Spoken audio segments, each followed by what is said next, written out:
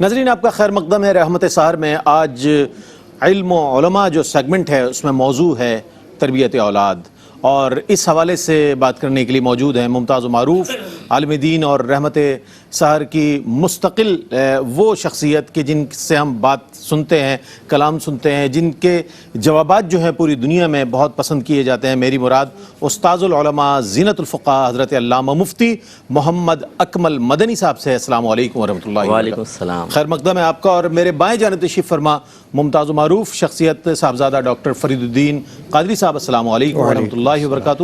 اور آپ کے ساتھ ممتاز و معروف عالم دین علامہ مفتی محمد آصف صاحب۔ السلام علیکم ورحمۃ اللہ وبرکاتہ۔ وعلیکم السلام ورحمۃ اللہ۔ ناظرین محترم، ہمارے ساتھ جو شناخواں ہوتے ہیں، آج الحمدللہ ہم خراج تحسین پیش کریں گے پروفیسر حفیظ طائب رحمۃ اللہ تعالی علیہ کو۔ ایک عظیم شخصیت، شعر و ادب کے حوالے سے اور نعتیہ ادب کے حوالے سے انتہائی معتبر نام، پوری دنیا میں آپ کا احترام کیا جاتا ہے۔ آپ کے نعتیہ کلام کے حوالے سے، آپ کی تحریروں کے حوالے سے انشاءاللہ آپ کی خدمت میں خراج تحسین پیش کریں گے ہمارے عزیر عزیزی، ثقلین رشید اور دانیال شیخ انشاءاللہ، اور یہ سلسلہ آج جاری رہے گا۔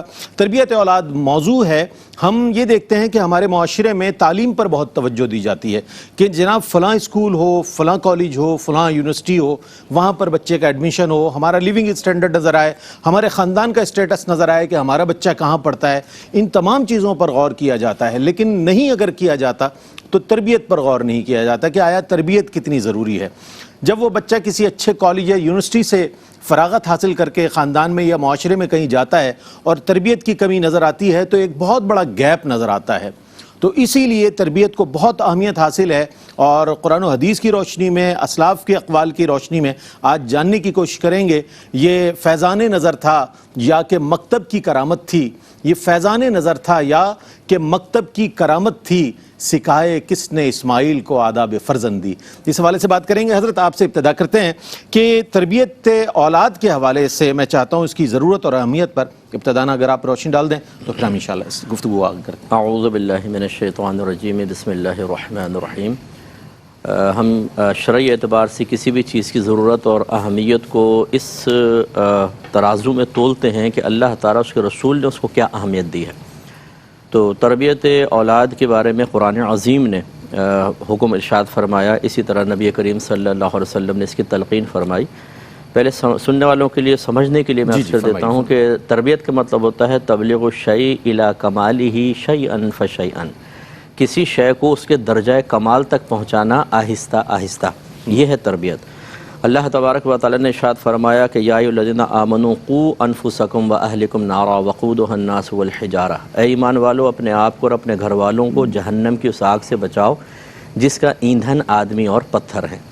اس میں علماء نے واضح طور پہ فرمایا کہ اپنے آپ کو جہنم کی آگ سے بچانے کا مطلب یہ ہے کہ آدمی علم دین سیکھے، اس کے تقاضے کے مطابق عمل کرے، گناہوں سے بچے، فرائض وغیرہ پورا کرے۔ اور اپنے گھر والوں کو جہنم کی آگ سے بچانے کا مطلب یہ ہے کہ انہیں علم دین سکھائے، پھر اس کے تقاضے کے مطابق ان کی تربیت کرے، انہیں نیکی کا حکم کرے، برائی سے روکے، تو پھر وہ جہنم کی آگ سے بچ سکتا ہے۔ ورنہ مفہوم مخالف پھر یہ ہوگا کہ جس نے تربیت میں کوتاہی کی تو وہ جہنم میں جائے گا۔ اسی طرح قرآن میں فرمایا کہ وَأْمُرْ أَهْلَكَ بِالصَّلَاةِ وَاصْطَبِرْ عَلَيْهَا لَا نَسْأَلُكَ رِزْقًا نَحْنُ نَرْزُقُكَ، اپنے گھر والوں کو نماز کا حکم دو اور خود بھی اس پر ثابت قدم رہو، ہم تم سے رزق کا سوال نہیں کرتے، رزق تو ہم تمہیں عطا فرمائیں گے۔ اس میں بھی اشارہ ہے کہ اپنے گھر والوں کو نیکی کا حکم کرو، ان کی دینی تربیت کرو، ان عبادات پر استقامت پذیر کرواؤ۔ نبی کریم صلی اللہ علیہ وسلم نے صراحتاً فرمایا کہ باپ اپنی اولاد کو جو کچھ دیتا ہے اس میں سب سے بہترین عطیہ اچھی تعلیم اور تربیت ہے۔ اور پھر نبی کریم کا یہ فرمان ہمارے دل میں خوف پیدا کرتا ہے کہ کلکم راعٍ وکلکم مسئول عن رعیتہ، تم میں سے ہر شخص نگہبان ہے اور اس سے اس کی رعایا کے بارے میں بروز قیامت کویسچن ہوگا۔ اور اللہ نے فرمایا ثم لتسألن یومئذ عن النعیم، پھر تم سے ضرور اس دن نعمتوں کے بارے میں کویسچن ہوگا، سوال کیا جائے گا۔ تو اولاد بھی ایک نعمت ہے، اس کے بارے میں سوال ہوگا، اس کو ضائع کیا تھا یا اس کو اللہ تعالیٰ کا ایک فرما بردار اور اچھا بندہ بنایا تھا۔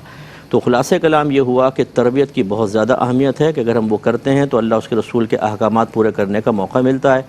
بچے تربیت یافتہ ہوں گے، اپنے والدین کے لیے ثواب جاریہ بنیں گے اور ایک اچھے انسان بنیں گے، اپنے ملک کے لیے بھی، اپنے مذہب کے لیے بھی، دنیا بھی بہتر ہوگی اور آخرت بھی بہتر ہوگی۔ سبحان اللہ، کیا کہنا، بہت اچھی بنیاد فراہم فرمائی۔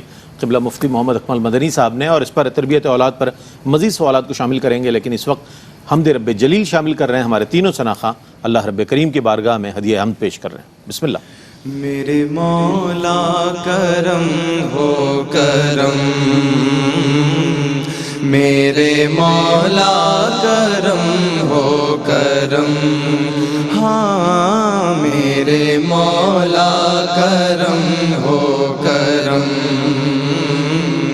میرے مولا کرم ہو کرم،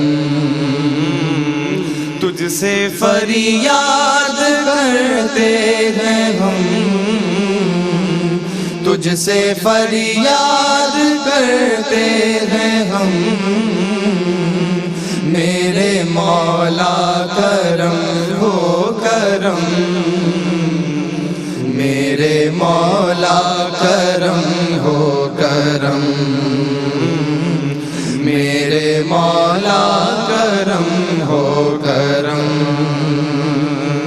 یہ زمین اور یہ آسمان مولا تیرے قبضے میں ہے تو جہاں مولا سب پہ تو ہی تو ہے مہربان، ہم تیرے در سے جائیں کہاں، سب کی سنتا ہے تو ہی صدا، تو ہی رکھتا ہے سب کا بھرم، میرے مولا کرم ہو کرم، میرے مولا کرم ہو کرم، تجھ سے فریاد کرتے ہیں ہم، میرے مولا کرم ہو کرم، میرے مولا کرم ہو کرم، میرے مولا کرم ہو کرم،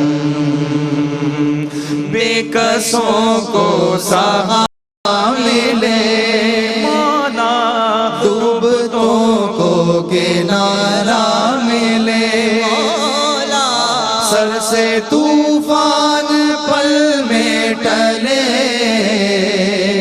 جو تیرا ایک اشارہ ملے، تو جو کر دے مہربانیاں، تو جو کر دے مہربانیاں، دور ہو جائے ہر ایک غم، میرے مولا کرم ہو کرم، میرے مولا کرم ہو کرم، تجھ سے فریاد کرتے ہیں ہم، میرے مولا کرم ہو کرم، میرے مولا کرم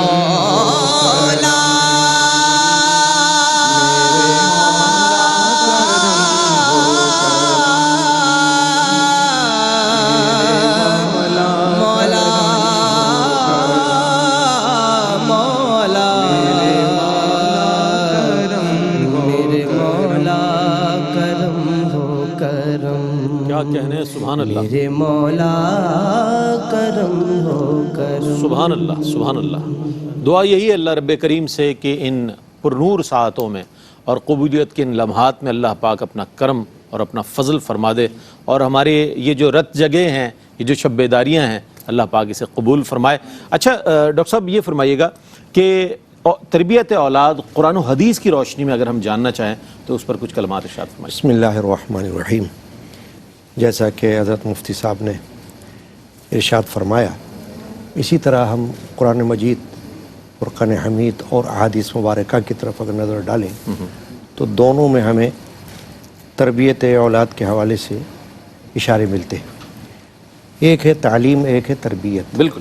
بعض اوقات تعلیم تو ہو سکتی ہے، جیسے ہم اسکول، کالجز، یونیورسٹی میں حاصل کرتے ہیں، لیکن تربیت ممکن ہے کہ نہ ہو سکے۔ تو جب تک کہ تعلیم کے ساتھ ساتھ تربیت نہ ہو واہ اس وقت اس تعلیم کا بھی وہ فائدہ نہیں ہوتا. ورنہ تو ایک بندہ جو کہ تعلیم کچھ بھی حاصل نہ کر سکا ہو لیکن تربیت اس کے ماں باپ نے کی ہو تو وہ بہت کچھ اچھا نام دنیا میں پیدا کر سکتا ہے یقیناً. باوجود اس کے کہ وہ ان پڑھ ہوگا. اب قرآن مجید کا جہاں تک تعلق ہے تو سورہ لقمان ہمیں اپنے سامنے رکھنی چاہیے. بالکل 21ویں پارے کی کہ اس میں حضرت لقمان نے اپنے بیٹے کو جو نصیحتیں کی ہیں وہ اللہ تبارک و تعالیٰ نے آیات کی صورت میں بیان فرما دی. واہ ایک تو یہ کہ شرک نہ کرنا. ظاہر ہے کہ توحید اسلام کا ایک بنیادی عقیدہ بے ہے شک بے شک بے شک. اور خالص توحید بھی اسلام ہی کا حصہ ہے. ٹھیک ہے. تو سب سے بڑی بات تو یہ کہ اولاد کو یہ بتایا جائے کہ ہمیشہ توحید پر قائم رہنا اور شرک کی طرف رخ نہ کرنا. پھر انہوں نے یہ فرمایا اپنی اولاد سے کہ زمین پر اکڑ کے مت چلنا. اب ہوتا یوں ہے کہ انسان کے پاس کچھ دولت آ جائے، مال آ جائے یا کوئی اقتدار آ جائے منصب آ جائے تو وہ یہ سمجھتا ہے کہ میرے جیسا کوئی اور ہے ہی نہیں. جی جی مگر انہوں نے نصیحت کی کہ زمین پر اکڑ کے مت چلنا، اللہ کو ایسے لوگ پسند نہیں ہیں. پھر یا بنی اقم الصلاۃ، یہ ایک بہت بڑی تعلیم ہے. بہت بڑی دین اسلام میں فرائض عبادات میں سے نماز جو ہے وہ ایک ایسی نعمت ہے کہ جو روزانہ فرض کی گئی ہے، فرض عین ہے. تو اس طرف اشارہ انہوں نے فرمایا اور نصیحت فرمائی کہ اس کو قائم رکھنا. بالکل اس طریقے سے جو حضرت لقمان نے اپنے صاحبزادے فرزند کو جو نصیحتیں کی ہیں فرمائی. وہ ہمارے لیے قابل غور ہے. پھر ایک بات اور ہے، آپ دیکھیے کہ حضرت ابراہیم علیہ السلام نے جی جی واقعہ قربانی کا بالکل، موجود ہے کہ اس وقت جب خواب دیکھا تو حضرت اسماعیل سے کیا پوچھا تھا اور مسئلہ کیا تھا کہ جان جانے والی تھی. اللہ کیونکہ انہوں نے فرمایا تھا کہ میں نے خواب میں یہ دیکھا ہے انی ارا فی المنامی انی اذبحک، کہ میں تجھے ذبح کر رہا ہوں. اللہ یہ تو سن کر ہی کوئی لرز جائے صحیح. اور حامی نہ بھرے. لیکن آپ دیکھیے قرآن مجید کیا بتاتا ہے کہ انہوں نے کہا کہ افعل ما تؤمر، اے میرے باپ آپ کو جو حکم دیا ہے آپ وہ کیجیے. اللہ تو یہ تربیت ہی تو تھی، ذبیح اللہ کا لقب بھی مل ذبیح گیا. اللہ کا لقب، یہ تربیت تھی. سبحان اللہ. پھر انہوں نے کہا کہ انشاءاللہ آپ مجھے صابر پائیں. صابر پائے. تو یہ تو قرآن مجید ہے. اس طریقے کا اور بہت سی آیات اشارے ملتے ہیں. اور جہاں تک احادیث مبارکہ کا تعلق ہے تو اس میں بھی قرآن سے ملتے جلتے ارشادات ہمیں ملتے ہیں. خود نبی اکرم صلی اللہ علیہ وآلہ وسلم نے حدیث پاک میں فرمایا، ایک بہت اچھی حدیث میں جب کالج میں پڑھا رہا تھا تو وہ حدیث سامنے آئی، نصاب میں موجود ہے کہ ایک شخص نے سرکار دو عالم صلی اللہ علیہ وسلم کی خدمت میں حاضر ہو کے عرض کیا کہ میرا بیٹا مجھے مال نہیں دیتا اور میں تنگ دست ہوں. تو نبی پاک صلی اللہ علیہ وسلم نے اس کے بیٹے کو بلوایا اور بلا کر ایک بڑا اچھا جملہ فرمایا کہ تو اور تیرا مال تیرے باپ کا ہے. اللہ اب آج کے معاشرے میں ہم دیکھتے ہیں بعض اوقات کہ ماں باپ اس وقت کہ جب اولاد جوان ہو جاتی ہے، کسی مرتبے پہ پہنچ جاتی ہے، تو ماں باپ اگر کسی وجہ سے تنگ دست ہوتے ہیں، غربت کی حالت میں ہوتے ہیں، تو اولاد کا کام ہے کہ وہ ان کی خدمت کرے، مال سے بھی جان سے بھی، لیکن وہ توجہ نہیں کرتے. تو نبی اکرم علیہ السلام نے اس بیٹے سے یہ فرمایا کہ تو اور تیرا مال بھی تیرا مال بھی تیرے باپ کا ہے، کیا کہنے ڈاکٹر صاحب، اس کی خدمت کر. بے شک. تو اس طریقے سے ہمیں احادیث شریفہ میں اور بہت سی مثالیں مل جاتی ہیں جس سے کہ معلوم ہوتا ہے کہ تربیت کرنا چاہیے. اور خصوصاً لڑکیوں کے حوالے سے جی نبی اکرم علیہ السلام نے فرمایا کہ بچیوں کی تربیت نگہداشت کرنے والا میرے ساتھ قیامت میں ایسا ہوگا، آپ نے انگلیوں سے اشارہ فرمایا کہ وہ میرے ساتھ جنت میں ملا ہوا ہوگا. سبحان اللہ. کیا کہنا ہے ڈاکٹر صاحب نے بہت مختصر اور جامع الفاظ میں قرآن و حدیث کی روشنی میں جو احکامات ہیں ان میں سے چند گوشے آپ تک پہنچائے. ایک مختصر سا وقفہ ہے، وقفے کے بعد لوٹتے ہیں.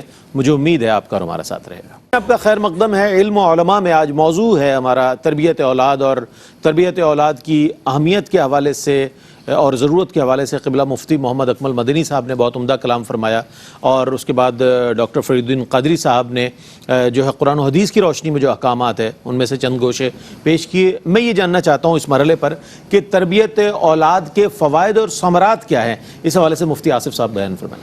اعوذ باللہ من الشیطان الرجیم، بسم اللہ الرحمن الرحیم. اللہ تبارک و تعالیٰ نے قرآن عظیم میں ارشاد فرمایا، انما اموالکم و اولادکم فتنہ، یہ تمہارا مال و اولاد تمہارے لیے آزمائش ہے. اور ظاہر سی بات ہے کہ جب آزمائش ہوتی ہے تو اس کا کوئی نہ کوئی نتیجہ ضرور برآمد ہوتا ہے، یا کامیابی کی صورت میں ظاہر ہوگا یا ناکامی کی صورت میں. تو جب کوئی شخص اچھے انداز سے شرعی تقاضوں کو ملحوظ رکھتے ہوئے، جیسا کہ مفتی صاحب نے آیت تلاوت فرمائی، قوا انفسکم واہلیکم نارا کے تقاضے کے مطابق عمل کرتے اور کلکم رائن کو نظر میں رکھتے ہوئے جب تربیت کرتا ہے تو ایک سائی آف ریلیف اسے حاصل ہوتا ہے، ایک سکون حاصل ہوتا ہے، اطمینان قلب حاصل ہوتا ہے کہ جو ذمہ داری شریعت مطہرہ نے اولاد کی تربیت کے سلسلے میں اس کے کندھوں پر رکھی ہے وہ اس سے اچھے انداز سے عہدہ برآ ہو گیا۔ تو یہ سب سے بڑا فائدہ ہے۔ اور حضور علیہ الصلوۃ والسلام نے ارشاد فرمایا کہ کوئی شخص اپنی 3 بہنوں یا 3 بیٹیوں کی تربیت کرتا ہے، انہیں حسن ادب سکھاتا ہے، یا 2 کی تربیت کرتا ہے، اسے حسن ادب سکھاتا ہے، تو اللہ تبارک و تعالیٰ اس کے لیے جنت واجب کر دیتا ہے۔ تو یہ مربی کے لیے انعام ذکر کر کے اس کو ابھارا گیا ہے کہ وہ اپنے اس فرض منصبی کو بہتر انداز سے پورا کرنے کی کوشش کرے۔ دوسرا یہ کہ جو مربی ہوتا ہے اس کے لیے ایک اور فائدہ اخروی اس اعتبار سے بھی ہوتا ہے کہ حضور علیہ السلام نے فرمایا اذا مات الانسان انقطع عملہ، کہ جب کوئی انسان فوت ہو جاتا ہے اس کا عمل منقطع ہو جاتا ہے الا ثلاث، مگر 3 چیزیں، اور اس میں حضور علیہ السلام نے آخری چیز یہ بیان فرمائی ولد صالح یدعو لہ، کہ ولد صالح یعنی نیک اولاد جو والدین کے لیے دعا کرتی رہے۔ تو ظاہر سی بات ہے کہ دینی خطوط پر اگر کسی بچے کی تربیت کی گئی ہوگی اور اس کو دیندار بنایا گیا ہوگا تبھی وہ دین سے وابستہ رہے گا اور اپنے والدین کو، اپنے تربیت کرنے والوں کو اپنی دعاؤں میں شامل رکھے گا، جس کا معال کار کے اعتبار سے والدین کو فائدہ حاصل ہوتا ہے۔ تیسری چیز یہ کہ جس کی تربیت کی جا رہی ہے، حضور علیہ السلام نے ارشاد فرمایا کہ سب سے بہترین تحفہ جو والدین اپنی اولاد کو دیتے ہیں وہ حسن تربیت ہے۔ اس کا کیونکہ جو کچھ بھی دیا جاتا ہے کسی کو تحفے کی صورت میں تو ظاہر سی بات ہے اس میں کچھ نہ کچھ فوائد مضمر اور پوشیدہ ہوتے ہیں، لیکن حضور فرما رہے ہیں کہ سب سے بہترین تحفہ، اس کا مطلب سب سے زیادہ فائدہ جس چیز کے اندر والدین کی جانب سے دیے جانے والی چیز میں ہے وہ حسن تربیت ہے، اور اس کا نتیجہ یہ ظاہر ہوتا ہے کہ جس کی تربیت کی جا رہی وہ ساری زندگی اس کے فوائد حاصل کرتا ہے۔ یہی وجہ ہے کہ والدین کا اس قدر مرتبہ ہے اور اساتذہ کا بہت زیادہ مرتبہ ہے، اور مفتی صاحب ہمارے استاد ہیں اور میں جانتا ہوں کہ انہوں نے کتنی مشقت اور کتنی محنت سے ہماری تربیت کی اور کتنا قیمتی وقت ہم پر صرف کیا، ان کے احسانات کا بدلہ ادا نہیں کیا جا سکتا، اور ہم ساری زندگی جو ہے اس تربیت کا فائدہ اٹھاتے رہیں گے اور عزت اور وقار کے ساتھ سر اٹھا کر جو ہے وہ دنیا میں زندگی گزاریں گے۔ اسی طرح سے والدین کا فرما بردار تربیت ہی کی صورت میں بندہ بنتا ہے، ورنہ والدین اکثر اوقات شکایت کرتے ہوئے نظر آتے ہیں کہ ہماری بات نہیں سنتا، تو بھئی پہلے ساری زندگی آپ نے اللہ کے حکم کی اہمیت کو پیدا کرنے کی کوشش نہیں کی، اب آپ کو یاد آیا ہے فلا تقل لہما اف ولا تنہرہما، تو اللہ کے ہر حکم کی اگر اہمیت کو پیدا کیا گیا ہوتا تو پھر آپ کو اس طرف توجہ دلانے کی ضرورت ہی پیش نہ آتی۔ وہ اپنی دم پر جب پیر آتا ہے تو پھر ظاہر سی بات ہے کہ ہر ایک کو خدا یاد آ جاتا ہے، تو پھر ایسی صورت میں وہ علماء سے رابطہ کرتے ہیں کہ ہمارے بچوں کو سمجھائیں۔ تو بہرحال اس کا یہ نتیجہ بھی کہ گھر پر امن ہوتا ہے، ادب اور احترام کا گہوارہ بنتا ہے، اور عزیز و اقارب کے اعتبار سے اگر دیکھا جائے تو صلہ رحمی مطلوب شرع ہے۔ جب شریعت کا پابند کوئی شخص ہوگا اور ان خطوط پر اس کی تربیت کی گئی ہوگی تو صلہ رحمی بھی آپ کو نظر آئے گی، پھر وراثت کے حقوق بھی پورے ہوتے ہوئے نظر آئیں گے کہ کوئی کسی کا حق غصب نہیں کرے گا۔ اسی طرح سے معاشرتی اعتبار سے آپ ایک بہترین فرد معاشرے کو دینے میں کامیاب ہو جائیں گے، اور جس کا لازمی نتیجہ یہ ظاہر ہوگا کہ جرائم نہیں ہوں گے، نہ دھوکہ ہوگا، نہ رشوت ہوگی، نہ کوئی کسی پر ظلم کرتا ہوا دکھائی دے گا۔ تو یہ سارے نتائج اور معال کار جو ہیں یہ حسن تربیت کا نتیجہ ہیں۔ تو یہی وہ ثمرات ہیں کہ اگر اس پر توجہ کر لی جائے تو ہمارا یہ معاشرہ جو ہے ایک بہترین اسلامی معاشرے کی صورت جو ہے وہ ظاہر ہو، اور پھر ہم دشمنوں کو بھی یہ جو اسلام کے قائل نہیں ہیں ان کو یہ بتا سکے کہ اسلام کا حسن یہ ہے کہ اسلام اپنی تمام تر برکات جو ہے وہ معاشرے پر ظاہر کرنے کے لیے آیا ہے، اگر اس کی تعلیمات کو اس انداز سے اختیار کیا جائے جس طرح اللہ اور اس کے رسول نے بیان فرمایا ہے۔ بالکل بجا ارشاد یہ کہا جاتا ہے کہ شاگرد تلاميذ جو ہیں وہ بھی اولاد کی طرح ہوتے ہیں، اور جس طرح قبلہ مفتی محمد اکرم مدنی صاحب نے اپنے شاگردوں کی یعنی کہ اپنے اولاد کی تربیت کی ہے اس کا اثر بھی ظاہر ہو رہا ہے ماشاءاللہ اس پروگرام میں، کہ جس قدر میں یہ سمجھتا ہوں کہ ادب کے ساتھ مفتی صاحب نے ذکر کیا، یہ بھی تربیت ہی کا نتیجہ ہے کہ ایسی تربیت کی گئی، ایسی تعلیم دی گئی کہ اساتذہ کے لیے کیسے الفاظ استعمال کرنے چاہیے۔ اچھا مفتی صاحب کیا فرمائیے گا کہ تربیت اولاد کی شرعی حیثیت کیا ہے؟ بسا اوقات یہ ہوتا ہے اور اکثر دیکھا یہ گیا ہے کہ والدین اس ذمہ داری کو پورا کرتے ہوئے نظر نہیں آتے، تو شرعی حکم کیا ہے اس پر؟ دیکھیں جیسے افعال و اعمال کی شرعی حیثیتیں ہیں ان سے تعلق رکھنے والی تربیت کی شرعی حیثیت بھی ویسی ہوگی. ٹھیک ہے. مثلا فرض سکھانا فرض ہوگا، اس سلسلے میں تربیت دینا. اگر واجب ہے تو واجب کے سلسلے میں تربیت دینا واجب ہے. سنت کا درجہ ہے تو سنت ہے، اور مستحبات ہیں تو اس میں تربیت کرنا مستحب ہے. اسی طرح حرام سے بچانا لازم ہے، اس کا ترک حرام بنے گا. اسی طرح اس سے کم درجہ واجب کا ترک مکروہ تحریمی. تو اس لیے والدین کو سب سے پہلے ترجیحات متعین کرنی چاہیے. ٹھیک ہے. کہ ہمیں اپنے بچے کو سب سے پہلے کیا سکھانا ہے. اس میں سب سے پہلے چیز عقیدہ ہوتا ہے. عقیدہ. کیونکہ عقیدے میں ذرا سی بھی گڑبڑ ہمیں یا تو کافر بنائے گی، مشرک بنائے گی، یا بدعتی بنائے گی. بالکل ایسا ہی. تو یہ ہمارے والدین کو پتہ ہونا چاہیے. اب ہوتا یہ ہے کہ ہم گھر میں پیدا ہوتے ہیں، جو اپنے بڑوں کو کرتا دیکھتے ہیں ہم وہ کر رہے ہوتے ہیں. بالکل ایسا. آپ نیاز کیوں کرتے ہیں؟ ہم نے بڑوں کو دیکھا ہے. آپ مزارات پہ کیوں جاتے ہیں؟ بڑوں کو دیکھا ہے. بڑوں کو دیکھ کر کوئی چیز عمل کرنا، اختیار کرنا، یہ کوئی ہمیشہ برا نہیں ہوتا، لیکن اس کے بارے میں تحقیق کرنا تھوڑا سا ضروری ہے. اور خاص طور پہ آج کل کے دور میں جب کہ جہالت عام ہے، ہو سکتا ہے بڑوں سے ایک ایسی چیز منتقل ہوتی آئی ہو جس میں ایڈنگ ہو گئی تھی، اصل چیز خالص نہ رہی تھی، اور وہ نظریہ، وہ عقیدہ آپ کے گھر میں جو سرائیت کر گیا ہے، جو آپ کے ذہنوں میں پیوست ہے، وہ غلط ہو. بالکل. تو اس کا مطلب ہے آپ ساری زندگی غلطی میں گزار دیں گے. ڈاکٹر کے گھر میں پیدا ہونے والا بچہ تو ڈاکٹر نہ ہو، لیکن ایک جاہل کے گھر میں پیدا ہونے والا بچہ امام اعظم ابو حنیفہ ضرور ہوگا. یعنی پیدائشی طور پہ سب کچھ آتا ہے. ہمیں تو سب مسلمان گھرانے میں پیدا ہوئے ہیں. ایک صاحب کو کہا کہ درس قرآن میں کہہ لیں گے صاحب بیوی بچوں کے لیے حلال کمانا بھی تو عبادت ہے. اللہ. میں نے کہا بھی عبادت ہے یا ہی عبادت ہے؟ ایک تو یہ فرق. پھر میں نے کہا یہ بتائیے رزق حلال کہتے کس کو ہیں؟ تھوڑی دیر سوچتے رہے، کہنے لگے آپ بتائیں. میں نے کہا کما آپ رہے ہیں، بتاؤں میں. یہ حال ہوتا ہے ہمارا کہ ہم نے چیدہ چیزیں لی ہوتی ہیں اور ہم سے بڑا کوئی پکا مسلمان کوئی نہیں ہے. اسی طرح پھر احکام شرعیہ عملیہ دیکھیں. آپ کے نبی نے فرمایا بچہ 7 برس کا ہو جائے نماز کا حکم دو، 10 برس کا ہو جائے مار کر نماز پڑھاؤ. رحمت للعالمین ہے. لیکن شرعی احکام کے نفاذ کے سلسلے میں اور اس سلسلے میں تربیت کرنے کے معاملے میں آپ تلقین فرما رہے ہیں بچہ 10 برس کا ہو جائے مار کے نماز پڑھاؤ. اور علماء نے فرمایا کہ یہاں اس لیے نماز کا حکم نہیں دے رہے کہ یہ نماز ہے، بلکہ اس لیے کہ یہ فرض ہے. اس کے اندر جب فرضیت اصل ہے تو پھر اعلیٰ حضرت فرماتے ہیں کہ بچہ 7 برس کا ہو جائے اور روزہ رکھنے کی طاقت رکھتا ہو تو اس کو روزے کا حکم دو، اور 10 برس کا ہو جائے تو سختی کر کے روزہ رکھواؤ، کیونکہ وہ بھی فرض ہے. وہ بھی فرض ہے. تو اس طریقے سے پھر احکام شرعیہ عملیات ہیں کہ نماز ہے، اس میں طہارت ہے. بچیاں ہیں خاص طور پہ انہیں سکھانا چاہیے کہ کیا چیز ناپاک ہے کیا پاک ہے. بچیوں کو پتہ نہیں ہوتا، بچہ الٹی کر دیتا ہے. دودھ پیتا بچہ، یوں لیا اس کو یوں کیا، بچے نے الٹی کی، یہ صاف کیا، اللہ اکبر، اسی میں نماز شروع کر دی. یہ پتہ ہی نہیں کہ خراب ہے. دکھتی آنکھ سے بہتا ہوا پانی نجاست غلیظہ فقہا نے فرمایا وہ اس کے ساتھ یوں مل کے اور پورے منہ کو خوبصورت بنا کے اور اللہ اکبر تکبیریں لگا رہے ہیں. فقہا نے واضح طور پہ مفتہ بھی قول بیان فرمایا کہ جب انسان کہیں بھی شریعت نے فرمایا کہو یا پڑھو، اتنی آواز سے کہو یا پڑھو کہ اپنے کان سنیں. اگر نہیں کرو گے، اگر فرض پڑھنا فرض ہے اور نہیں کرو گے فرض ترک ہو جائے گا.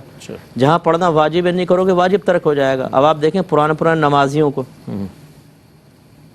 جی بالکل، اب ان سے بولیں کہ بھائی آپ کچھ پڑھ نہیں رہے، دل ہی دل میں پڑھ رہے.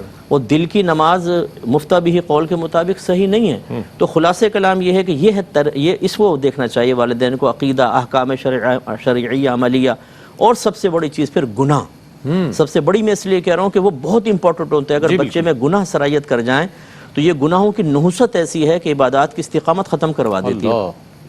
تو ہم ان کو بتانا کہ ظاہری گناہ کیا ہے، باطنی گناہ کیا ہے، صغیرہ کیا ہے، کبیرہ کیا ہے، زبان کے گناہ کیا ہے، آنکھوں کے گناہ کیا ہے، ذہن سے کیا سوچ سکتے ہو بیٹا کیا نہیں سوچ سکتے ہو. ہے کوئی گھر ایسا جس میں تربیت دی جا رہی ہو؟ ہے کوئی اسکول ایسا جس میں کامل ایسی تربیت دی جا رہی ہو؟ کالج، یونیورسٹی، جب ہم کسی بھی لحاظ سے بچوں کی تربیت نہیں کریں گے پھر ہم کہیں گے یار معاشرے میں کیا ہو رہا ہے، آج کل نوجوانوں کو کیا ہو گیا ہے.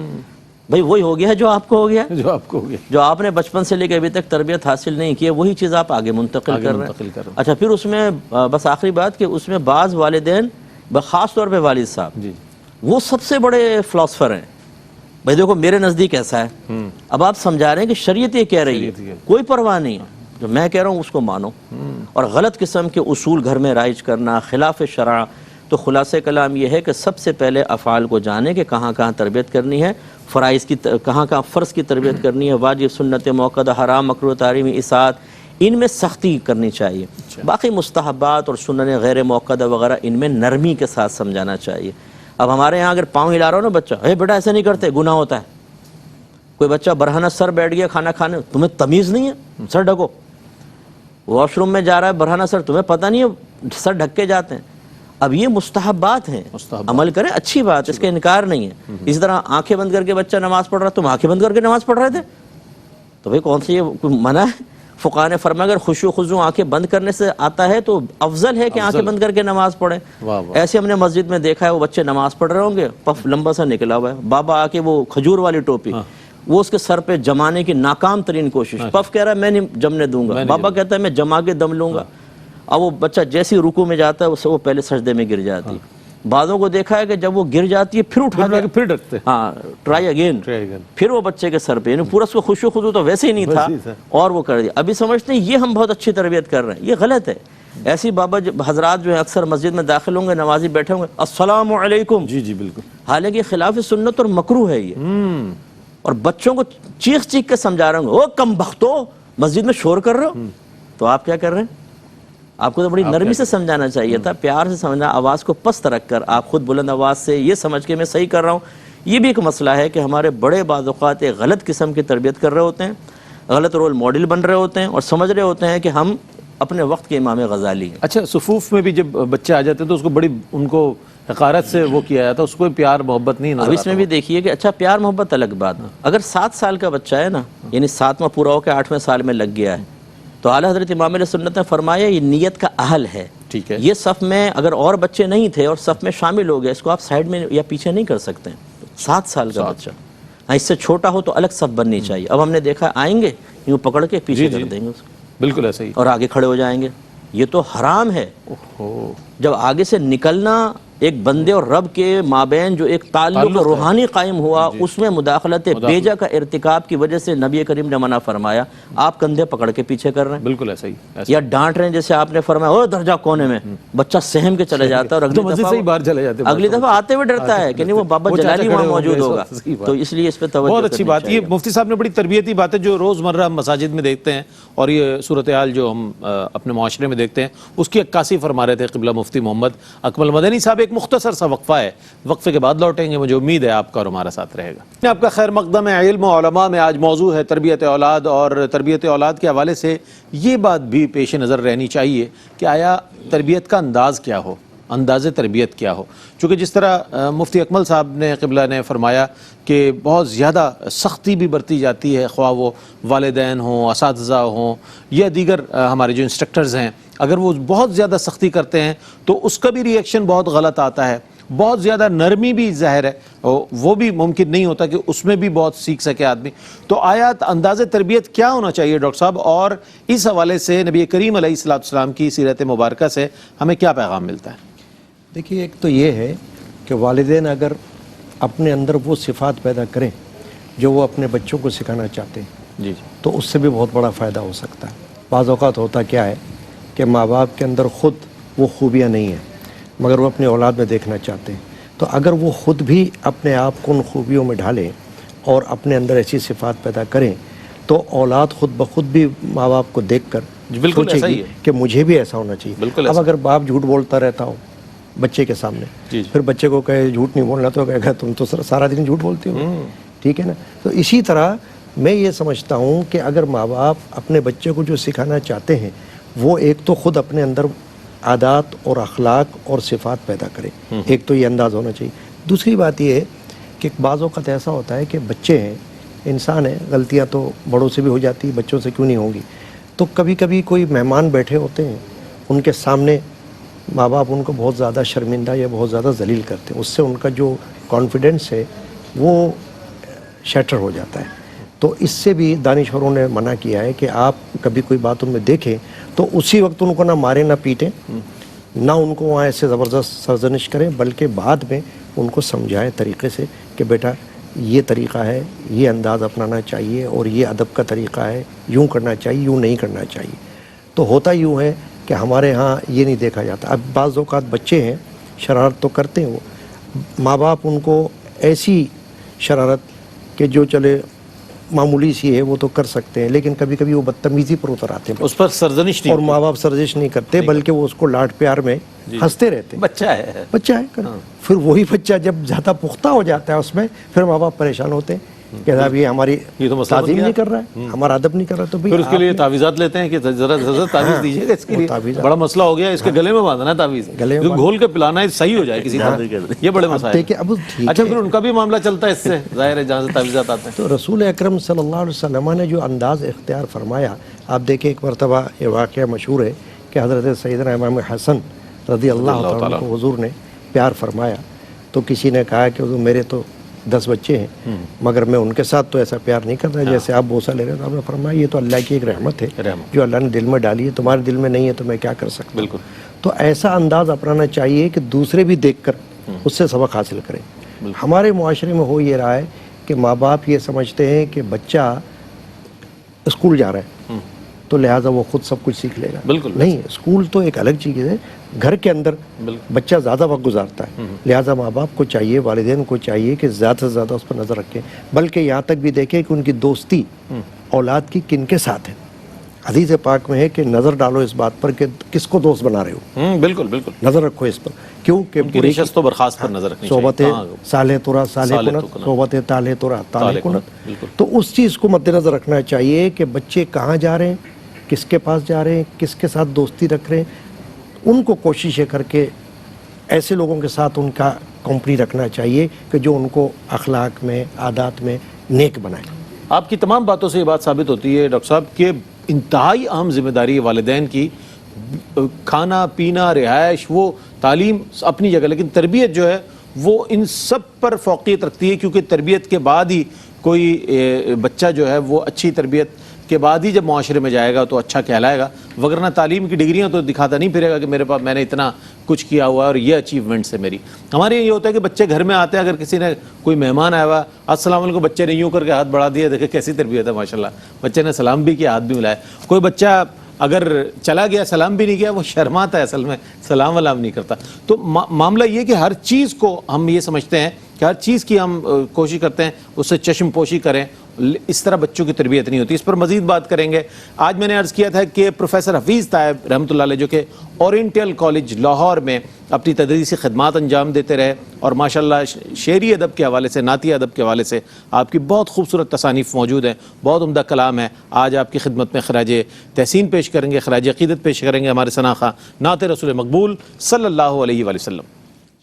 شوق و نیاز و عشق کے سانچے میں ڈھل کے آ، شوق و نیاز و عشق کے سانچے میں ڈھل کے آ، یہ کوچائے حبیب ہے پلکوں پہ چل کے آئے، کوچائے حبیب ہے پلکوں سے چل کے آ۔ امت کے اولیاء بھی ادب سے ہے دم بخود، امت کے اولیاء بھی ادب سے ہے دم بخود، یہ بارگاہ سرور دی ہے سنبھل کے آئے، بارگاہ سرور دی ہے سنبھل کے آ۔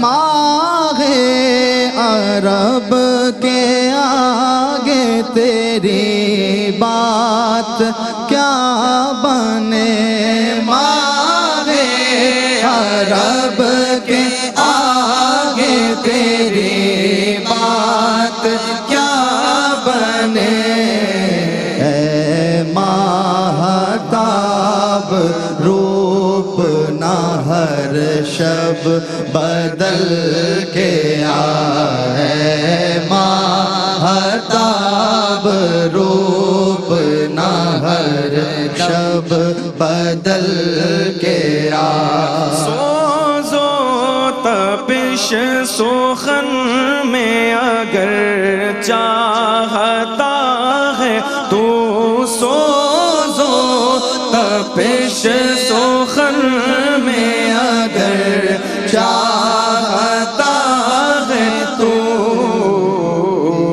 عشق نبی کی آگ سے تائب پگھل کے آئے، عشق نبی کی آگ سے تائب پگھل کے آ، شوق و نیاز و عز کے سانچے ڈھل کے آئے، کوچہ حبیب ہے پلکوں سے چل کے آ۔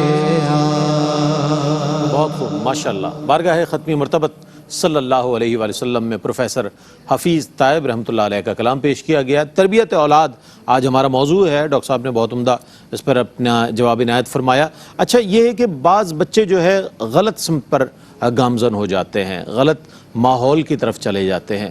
اب آیا اس کی ذمہ داری والدین پر عائد ہوتی ہے یا اساتذہ کی طرف؟ کیا فرمائیے گا اس حوالے سے؟ بھی بڑا لوگ بات کرتے ہوئے نظر آتے ہیں، جناب ہمارا بچہ تو بگڑ گیا، یہ باہر کا ماحول ایسا ہے، سب کچھ معاشرے پر ڈال دیا جاتا ہے۔ اصل میں اس میں اسباب کی طرف توجہ کی جائے گی کہ ہر بار ایسا نہیں ہوتا کہ والدین ہی قصوروار ٹھہریں۔ ہاں، جس نے اپنی ذمہ داری میں کوتاہی کی ہے، ظاہر سی بات ہے کہ وہ قصوروار ہے۔ تو سب سے اولین ذمہ داری تو ظاہر سی بات ہے کہ والدین کی ہوتی ہے۔ تو اگر انہوں نے اس ذمہ داری سے چشم پوشی کی ہے تو ضرور وہ قصوروار ہیں۔ لیکن بعض اوقات ایسا ہوتا ہے کہ والدین اپنی تمام تر کوششوں کے باوجود اولاد کو اس جانب مائل نہیں کر پاتے ہیں، اور اولاد جو ہے وہ خود اس تربیت کے اثر کو قبول نہیں کرتی ہے جو والدین کر رہے ہیں یا اساتذہ کر رہے ہیں۔ تو پھر اس میں والدین اپنی ذمہ داری کو پورا کر رہے ہیں اور ان سے کوئی سوال نہیں کیا جائے گا۔ اب ظاہر سی بات ہے جو تربیت کو قبول نہیں کر رہا ہے اس ہی پر سارا وبال ہوگا۔ اس کے ساتھ ساتھ صحبتیں بھی ایسی چیز ہیں کہ تربیت تو ہوتی ہے، لیکن بعض اوقات جو ہے وہ بری صحبت کی وجہ سے انسان بے راہ روی کا شکار ہو جاتا ہے، اور رحمت کونین صلی اللہ علیہ وسلم نے اس صحبت کی حصی مثال کے ذریعے سے اچھی اور بری صحبت کے اثرات کو بیان کرتے ہوئے ارشاد فرمایا کہ اچھی صحبت کی مثال ایسی ہے کہ تم کسی عطر والے کے پاس بیٹھے ہو، تو ظاہر سی بات ہے کہ وہاں جب جائے گا تو یا تو عطر خرید لے گا، ہمیشہ کے لیے خوشبو والا ہو جائے گا، اس کا دائمی اثر ہے اچھائی کا، اچھی صحبت کا، یا کم سے کم جتنی دیر تم اس کے پاس بیٹھو گے تمہیں خوشبو تو آئے گی۔ تو اسی طرح سے اچھی صحبت کا اثر ایسا ہے کہ یا تو دائمی اثر قبول کر لے گا اور نیک کے ساتھ بیٹھنے کی وجہ سے، خود اس کے اچھے اثرات کی وجہ سے خود بھی متقی اور پرہیزگار بن جائے گا، تو یہ دائمی اثر ہے اچھی صحبت کا۔ یا پھر ایسا ہوگا کہ جتنی دیر اس اچھی صحبت میں، نیک لوگوں کی صحبت میں بیٹھا رہے گا تو اللہ تعالیٰ کی رحمت، چونکہ نیک لوگوں کی مجلس پر اللہ کی رحمت اترتی ہے تو اس سے اسے وافر حصہ حاصل ہوتا رہے گا۔ تو دونوں صورتوں میں اس کے لیے فوائد ہی فوائد ہیں، دائمی فائدہ یا عارضی فائدہ۔ اسی طرح سے حضور علیہ الصلوۃ والسلام نے بری صحبت کی مثال ایک لوہار کی بھٹی سے دی کہ لوہار کی بھٹی پر بیٹھا ہوا شخص جو ہے یا تو اپنے کپڑوں کو جلا لے گا، یعنی دائمی نقصان میں مبتلا ہو جائے گا، یا کم سے کم جتنی دیر وہاں بیٹھے گا اسے پسینے کی بو تو ضرور محسوس ہوگی۔ تو اسی طرح سے بری صحبت کا معاملہ ہے کہ جب بری صحبت میں انسان بیٹھتا ہے تو دائمی اثر اس کا قبول کر لیتا ہے اور اس کے سانچے میں ڈل جاتا ہے، تو یہ تو تباہی کا راستہ ہے۔ اور بعض اوقات اس تباہی میں مبتلا ہونے کی وجہ سے انسان اس قدر آگے نکل جاتا ہے کہ ایمان سے بھی ہاتھ دھو بیٹھتا ہے اور دائمی تباہی میں مبتلا ہو جاتا ہے۔ یا کم سے کم اتنا ضرور ہے کہ اس طرح کی مجالس میں اللہ تعالیٰ کا غضب اور اس کی ناراضگی کے وہ مقامات ہوتے ہیں، لہٰذا وہ اس ناراضگی کے مقام کی وجہ سے اللہ کے غضب کا شکار ہوتا ہے۔ تو حضور علیہ الصلوۃ والسلام نے اس مثال کے ذریعے سے صحبت کے اثر کو سمجھایا۔ تو بعض اوقات جو ہے وہ بری صحبت جو ہے وہ بے راہ روی کا سبب بن رہی ہوتی ہے، تو ظاہر سی بات ہے کہ اب مورد الزام جو ہے اس صحبت کو، اور سب سے بڑا آج کا جو مسئلہ ہے وہ موبائل، انسان جو ہے وہ الگ کمرے میں بیٹھا ہوا ہے پھر بھی اسے ایسی صحبت حاصل ہے کہ ہر اچھی سے اچھی چیز اور بری سے بری چیز تک جو ہے وہ اس کو ایکسیس حاصل ہے، فنگر ٹپس پر ہے پوری دنیا۔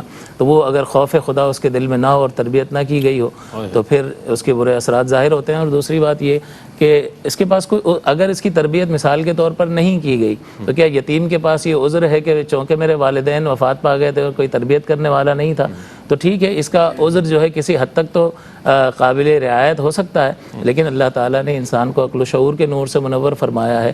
اور توحید کے سلسلے میں بھی امام اعظم ابو حنیفہ فرماتے ہیں کہ اگر اللہ تعالیٰ کسی نبی کو نہ بھیجتا، کوئی قرآن، کوئی ہدایت نہ اتارتا، تب بھی اہل عقل پر خالق کی وحدانیت کا قائل ہونا لازم ہوتا. لہٰذا عقل و شعور اور مشاہدے کی قوت کے ذریعے سے اگر کسی کو تربیت نہیں بھی ملی ہے تو خارج میں وہ دو طبقات دیکھے گا، ایک اللہ کے دین کی طرف اچھائی کی طرف بلانے والے ہوں گے اور ایک برائی کی طرف بلانے والے ہوں گے، اور اچھائی کی طرف جانے والے کچھ نہ کچھ قربانی دیتے ہوئے دکھائی دیں گے. تو یہ مشاہداتی اور عقل و شعور کی روشنی میں انسان جو ہے اس ہدایت کی طرف آ سکتا ہے. بہت اچھی بات آپ نے ارشاد فرمائی، بڑی تفصیل کے ساتھ آپ نے یہ بات سنی کہ ہم کسی کو بھی اس بات کا مورد الزام نہیں ٹھہرا سکتے کہ معاشرہ یا فلاں فرد یا فلاں، اصل میں خود اس کی آگہی ہونا ضروری ہے. ایک مختصر سا وقفہ ہے، وقفے کے بعد لوٹتے ہیں. مجھے امید ہے آپ کا اور ہمارے ساتھ رہے گا. آپ کا خیر مقدم ہے، تربیت اولاد موضوع ہے اور علم و علماء سیگمنٹ ہے. بات ابتدا سے یہی ہو رہی ہے، تربیت اولاد ایسے ہو اور اس طرح سے احکام ہیں، یہ ضروری ہے.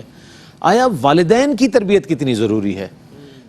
سب سے بڑا سوال تو یہ ہے کہ جس پر ذمہ داری عائد ہوتی ہے اگر وہ اس ذمہ داری کا اہل نہیں ہے تو پھر ہم کیوں اتنے سہانے خواب دیکھ رہے ہیں کہ تربیت بہت اچھی ہو جائے گی. موسیٰ کیا فرمائیے گا اس حوالے سے، والدین کی تربیت کتنی ضروری ہے؟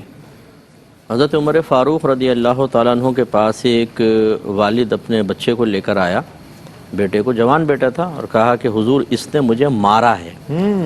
تو حضرت عمر فاروق رضی اللہ تعالیٰ عنہ نے اسی شخص سے سوال کیا کہ کیا تم نے اس کی تربیت کی تھی؟ اس نے کہا کہ حضور ہم تو کھیتی باڑی کرنے والے لوگ ہیں، ہمیں اتنا ٹائم نہیں ملتا کہ ہم تربیت کریں. تو آپ نے شاید فرمایا کہ اگر ایک چھوٹے بیل نے بڑے بیل کو ٹکر مار دی تو تم میرے پاس کیا لینے آئے ہو؟ تو یہ بڑی پیاری تلقین کی ہے. اب جیسے حضرت نے بھی فرمایا کہ تربیت جو ہے نا وہ 3 چیزوں سے مرکب ہوتی ہے. ایک علم ہے، اس کو نافذ کرنا، تیسرا خود کر کے دکھانا. اب والدین بعض اوقات وہی بات ہے کہ خود ابا جان سگریٹ پی رہے ہیں، بیٹا دیکھو پینا نہیں بہت بری ہوتی ہے. بچے نے پینسل لگا لی تو یہ کیا کریں؟ اچھا گٹکا یہاں 2 بھرے پڑے ہیں، بیٹا چھالیاں نہیں کھاؤ کینسر ہو جائے گا. جھوٹ بول رہے ہیں اور بچے کو وہ سمجھا رہے ہیں کہ جھوٹ مت بولو. تو پھر جب خود والدین، اچھا اسی طرح ماں جو ہے وہ شوہر سے حملہ کر رہی ہے، شوہر کے اوپر سینے پر چڑھ کے گفتگو کرنی ہے، شیرنی اس دور کی 15ویں صدی ہجری کی، اور پھر وہ بیٹی کو کہے کہ بیٹی شوہر کی ذرا خیال کرنا چاہیے، اس کی عزت کرنی چاہیے. شوہر کی کہے گی امی تم نے ابا کا تو بیڑا غرق کر رکھا ہے، آدھا قبر میں تو ویسے ہی پہنچ گئے ابا جانو، پھر ان قریب قبر میں چلے جائیں گے، تم نے حال خراب کر رکھا ہے. اسی طرح وہ بچوں کو سمجھانا، دیکھو بیٹا بڑوں کی عزت کرتے ہیں، لیکن تھوڑی دیر بعد ہی کہیں یہ تمہاری دادی مرتی بھی نہیں ہے، بڑھیا، یعنی ساس کے بارے میں. اب یہ ہے وہ غلط رویے کہ آپ خود کچھ کر کے نہیں دکھا رہے، یا کر رہے ہیں تو ادھورا کر رہے ہیں، اس سے بچے خراب ہوتے ہیں. تو بالکل والدین کی بہت بڑی ذمہ داری ہے کہ وہ پہلے علم سیکھیں، بچوں کو سکھائیں، پھر اس علم کو نافذ کریں، تیسرا خود عمل کر کے دکھائیں. اگر نہیں کریں گے تو پھر وبال ان پر بھی ہوگا. یہ توریت کے اندر موجود ہے کہ اگر لڑکی بالغ ہو جائے اس کی شادی میں جلدی کرو، کیونکہ اس کے بعد وہ جو گناہ کرے گی اس کا وبال باپ پر بھی ہوگا. اسی طرح اب جو ایسی جو چیزیں ہماری شریعت میں بیان ہوئیں پچھلی کتب کے حوالے سے اور اس کو منع نہیں کیا گیا، تو اب وہ ہماری شریعت بن جاتی ہیں. تو اس کا مطلب ہے کہ ہماری شریعت میں بھی یہی ہوگا کہ جب بچے بالغ ہو جاتے ہیں تو پھر اگر وہ شادی کے قابل ہیں اور تمام تر وسائل بھی موجود ہیں تو فوراً سے پیش تو ان کی شادی کریں. اب یہ تو اس میں دیکھیں قید نہیں ہے کہ پہلے تربیت کی تھی کہ نہیں کی تھی. اس کا مطلب یہ ہوا کہ بعض امور ایسے ہوتے ہیں آپ تربیت کرنے کے باوجود پھر آپ پر ایک اور ذمہ داری ہوتی ہے جلدی کرو اس کا. اور جس نے تربیت ہی نہ کی ہو، اب بچے بالغ ہونے کے بعد گناہ کرے اور غلط کام کریں تو اس کا وبال والدین پر ہوگا. تو بالکل والدین کو تربیت حاصل کرنی چاہیے. اچھا بعض ہمارے والدین ایسے ہیں، ہمارے باہر کی بہنیں خاص طور پر رو رہی ہوتی ہیں، میری بچی چلی گئی ہے گھر سے، ناراض ہو کر اس کو پروٹیکشن مل جاتی ہے قانونی اعتبار سے، لڑکا چلا گیا بدتمیزی کر رہا ہے، سب کچھ کریں. اب ہم کہتے ہیں کہ آپ نے دینی تربیت کی تھی ان کی، اور وہ بھی ڈرتے ڈرتے کہتے ہیں کہ ایسا نہ ہو ہم پہ چڑھ بیٹھیں کہ میں اپنے مسئلہ بیان کر رہی ہوں، آپ نہ تعویذ دے رہے ہیں، نہ قرآنی آیت بتا رہے ہیں، نہ کوئی دعا کر رہے ہیں، آپ نے الٹا میرا احتساب شروع کر دیا. صحیح بات ہے. تو وہ جواب میں کہتے ہیں وہ صاحب جتنی ہم میں ہمت تھی وہ ہم نے تربیت کی ہے. اچھا اب اس ہمت کی اگر وہ لیمیٹیشنز دیکھیں تو وہ بہت ہی چھوٹی قسم کی ہوتی ہیں. اس کا مطلب یہ ہوا کہ والدین کو سب سے پہلے، میں تو ہمیشہ یہ کہتا ہوں کہ شادی سے پہلے لڑکا لڑکی کو اپنی اس اعتبار سے بھی تربیت حاصل کرنی چاہیے، حقوق زوجین پورے سیکھیں اور اولاد کی کیسے آگے تربیت کرنی ہے تاکہ ایک اچھا باپ، ایک اچھی ماں ہمارے وجود میں آئے. ہم پہلے کہتے ہیں شادی کر لو، اس کے بعد پھر دیکھیں گے. اور وہ بھی کون سی تربیت ہمارے ذہن میں ہوتی ہے جو ہم نے اپنے خاندان میں دیکھی ہوتی ہے. بالکل ایسا ہی. ماموں کچھ تربیت کر رہے ہیں، کچھ چچا، کچھ پھوپھا، کچھ ہمارے گھر کے اندر ہیں، اسی کے مطابق کر رہے ہوتے ہیں. اچھا اس میں کچھ غلط تربیت بھی ہوتی ہے، جیسے ماموں صاحب آ جائیں گے جوان بچے کے سامنے، دیکھو بیٹا آج کل حلال سے گزارا نہیں ہوتا. اپنے ماموں کو دیکھو, اپنے لیے کچھ کرو, ساری زندگی حرام کھاتا رہا ہوں, مارو کچھ. چہرہ دیکھو میرا کتنا نورانی ہو رہا ہے حرام کھا کھا کے. وہ بچہ جو ہے وہ بھی کہتا ہے کہ جی ماموں جب حرام کھا رہا ہے, ابا حرام کھا رہا ہے, چاچا حرام کھا رہا ہے, تو بھئی واقعی حلال میں تو گزارا نہیں ہو. یہ بھی ایک تربیت کا انداز ہے کہ غلط چیز سکھانا. بالکل ایسا. دیکھو بیٹا پٹ کے نہیں ہے نا باہر سے, آئے گا تو 2 ماروں گا, ایک کو گالی دے 10 گالی دو, ایک تھپڑ مارے 7 تھپڑ مارو اس کو. اگر میری ناک کٹوا کر آیا دانت توڑ دوں گا تیرے. وہ تو باپ رے, وہ سلطان رے اندر کا باہر آ جاتا ہے. جب ابا ماشاءاللہ اتنا زبردست قسم کا گنڈاسا لے کے سلطان رائی اور مصطفیٰ قریشی کھڑا ہے, تو پھر بیٹا تو پھر ویسے ہی نکلے گا. تو اپنی اولاد کو اور غلط کام کے اندر لگا, آپ کا نام روشن کرے گا بچہ, نام روشن کرے گا. تو یہ چیزیں صحیح نہیں ہوتی. ایسی بچیوں کو کہتی ہیں تو اگر سن کر آ گئی نا سسرال سے تو تیرے لیے دروازے بند ہیں. بالکل ایسا ہی ہے. عزت اتار کے ہاتھ پہ رکھ دینا جو تیرے. اب ایسی مائیں جب تربیت کریں گی تو بچی تو پھر بنے گی فولادن. تو اس لیے خیال کرنا چاہیے. مفتی صاحب جو مثالیں دے رہے ہیں, اور یقیناً ہمارے معاشرے میں اس کی بہت سے چیزیں نظر آتی ہیں.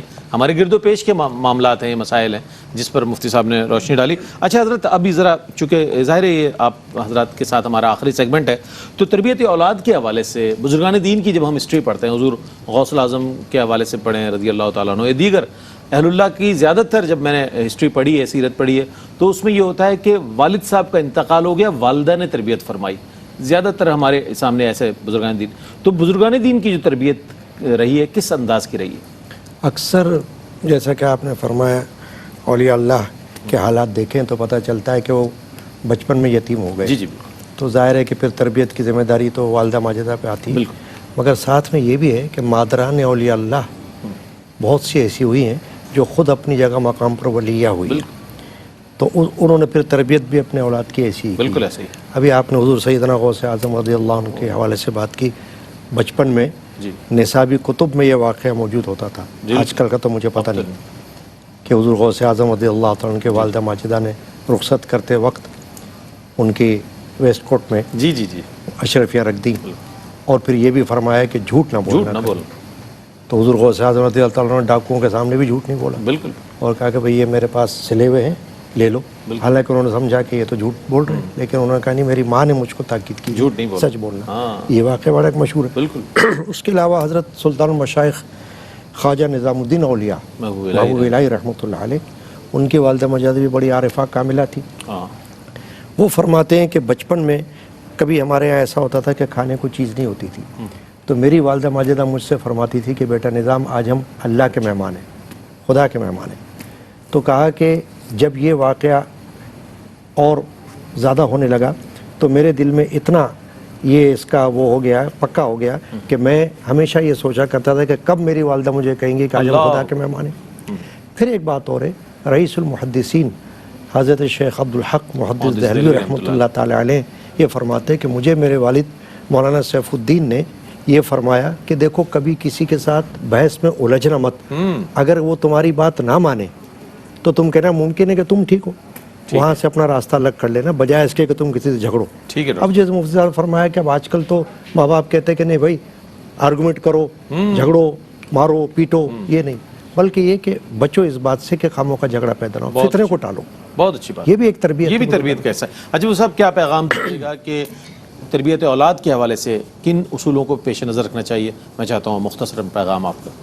اصل میں اس میں بنیاد اس چیز کو بنانا چاہیے کہ دین کو ترجیح دی جائے. ٹھیک ہے. اگر انسان جو ہے وہ نرا جسم نہیں ہے بلکہ جسم اور روح کا مجموعہ ہے, تو جسم کی تربیت اور جسم کا بڑھنا تو خوراک کے ذریعے سے ہو جاتا ہے, اور ماں باپ زیادہ تر اسی پر توجہ دے رہے ہوتے ہیں کہ اچھا خاصا موٹا تازہ جو ہے وہ برگر وغیرہ کھلا کر گینڈا بنا دیا اس کو, لیکن تربیت کے اعتبار سے, دین سکھانے کے اعتبار سے کوئی توجہ نہیں ہوتی ہے. تو دین کو ترجیح دیں گے, برکت ہوگی. اگر دین کو اپنی ترجیحات میں شامل نہیں رکھیں گے تو تباہی اور بربادی مقدر بنے گی. اللہ تعالیٰ نے فرمایا اولئک کالانعام بل ہم اضل اولئک هم الغافلون.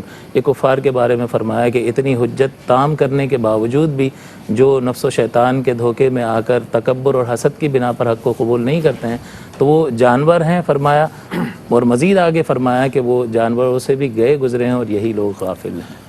بہت شکریہ ادا کروں گا مفتی صاحب, آپ تشریف لائے. ڈاکٹر صاحب آپ کی تشریف آوری کا بہت شکریہ. اور قبلہ مفتی محمد اکمل مدنی صاحب تشریف فرما رہیں گے. اس وقفے کے بعد جو ہے نعت ہی نعت کا سیگمنٹ ہے, اور حضرت پروفیسر حفیظ طائب رحمۃ اللہ تعالی علیہ کے کلام کو شامل کیا جائے گا. سمن آباد میں آپ کی لاہور میں رہائش رہی, میرا بڑا آپ کے ساتھ تعلق رہا، لاہور بھی جب میں جاتا آپ سے ملاقات ہوتی، کراچی آپ تشریف لاتے، بہت ہی مشفق و مہربان اور بہت پیاری شخصیت کہ وہ جب کلام کرتے تو ایسا لگتا کہ ایک بہت ہی مشفق و مہربان شخصیت جو ہے وہ آپ سے کلام کر رہی ہیں. تو اس اعتبار سے آپ کے کلام کو بھی ہم دیکھیں، نعتیہ اشعار کو بھی دیکھیں تو اس میں بھی وہی رنگ نظر آتا ہے. ہمارے ثنا خاں حضرات ان کے کلام سے انتخاب پیش کریں گے. ایک وقفہ ہے، وقفے کے بعد لوٹتے ہیں. مجھے امید ہے آپ کا اور ہمارا ساتھ رہے گا.